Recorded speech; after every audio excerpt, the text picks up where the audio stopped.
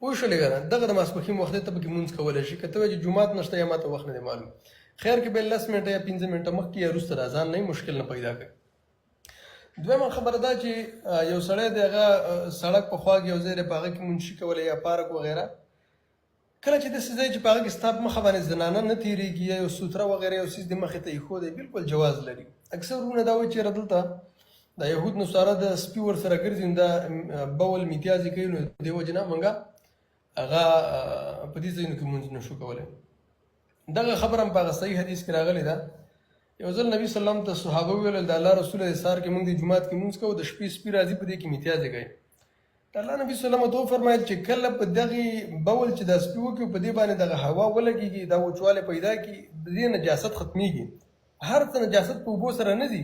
بلکې ځینې وخت کې دغه هوا چې ولګېږي دغه ځای وچ کړي د دې نجاست قاری صاحب سلام ورسېږي ټولو ته